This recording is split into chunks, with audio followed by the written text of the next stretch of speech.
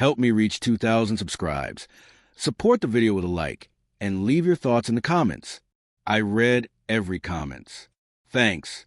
I didn't think a single week could change how I saw my marriage, but distance is a way of magnifying things you've been avoiding.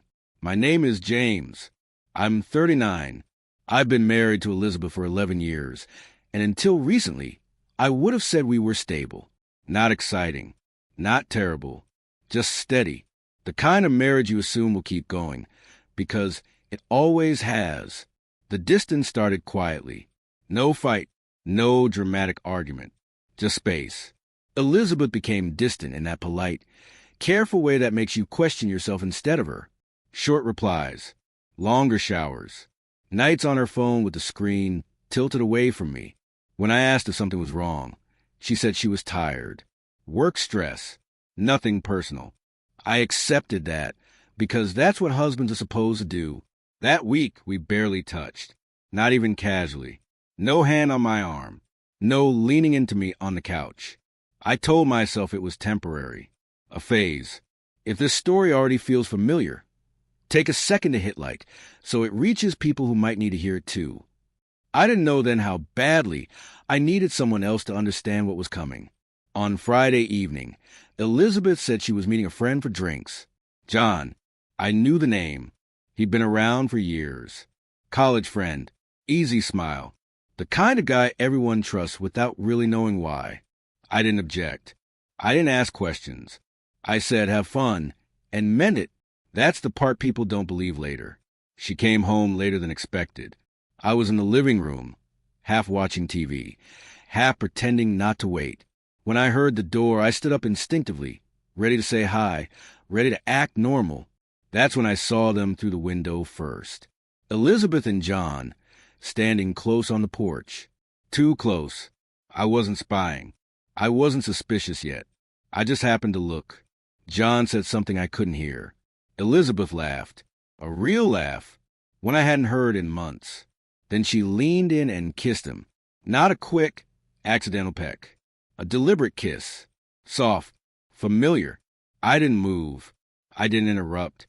I didn't clear my throat or open the door. I just watched until it ended. She stepped back, smiled, and unlocked the door like nothing had happened. John nodded at me when she came inside, said goodnight, and left. Elizabeth didn't look guilty. She looked calm. That scared me more than anything. She asked if I was still awake, as if the scene outside didn't exist. I said yes. My voice didn't shake. Inside, something heavy settled into place. We sat across from each other in silence. I realized then how tired I was of guessing, of adjusting, of shrinking. If you were in my place, what would you do next? Tell me in the comments. I genuinely want to know, because at that moment, every option felt wrong. Elizabeth finally spoke. She said, it didn't mean anything. The words landed flat. I didn't argue. I didn't accuse. I just listened. That distance from the past week suddenly made sense. It wasn't emptiness. It was replacement. I told her I needed air and stepped outside. The night felt colder than it should have. I thought about everything I hadn't said, everything I'd swallowed to keep the peace.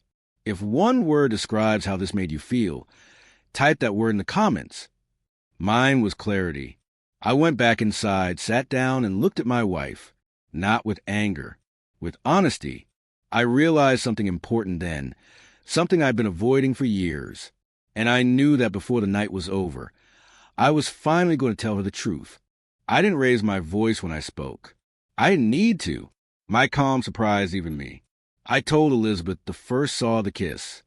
I told her I saw the comfort in it, the ease, the absence of hesitation. I said it wasn't the act that hurt the most, but the week of quiet attachment that led to it. The distance, the silence, the way she'd already left emotionally before she ever stepped onto the porch with John. She tried to explain. She said she'd felt lonely, that we'd drifted apart, that John listened. I nodded as she talked, not because I agreed, but because I finally understood something important. This wasn't confusion. It was choice, and I'd been treating it like a misunderstanding. I told her the truth then. I said I'd been shrinking myself to keep us stable. that I'd accepted less affection, less respect, less honesty, hoping it would pass. I told her watching her kiss someone else didn't break me. It clarified me. If this moment resonates with you, please share this story thoughtfully with someone who understands these emotions. Stories like this matter when they're shared with care. Elizabeth cried, not dramatically. Quietly, she asked if we could fix it. I didn't answer right away. I asked her a question instead. I asked when she stopped choosing us. She didn't respond. Silence can be an answer too. I told her I wasn't leaving because of John. I was leaving because I no longer recognized myself in this marriage. Because I deserved to be wanted, not tolerated. I deserved honesty before replacement. She said she never meant to hurt me.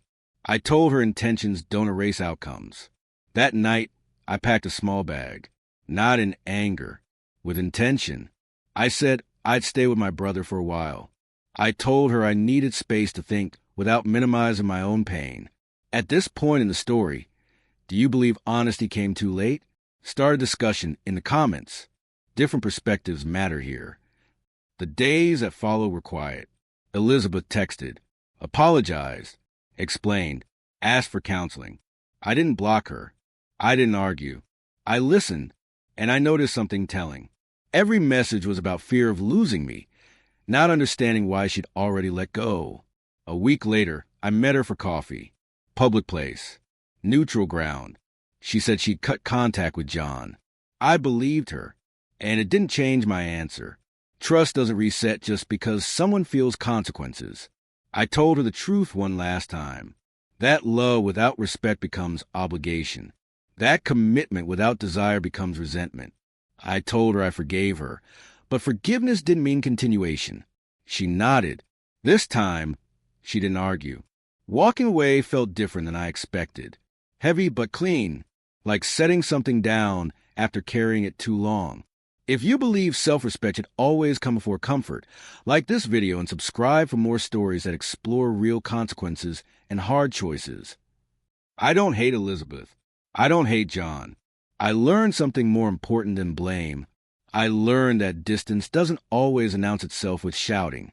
Sometimes it arrives quietly, disguised as patience. And the truth, once spoken, doesn't always save a marriage. Sometimes it saves a person who finally says it.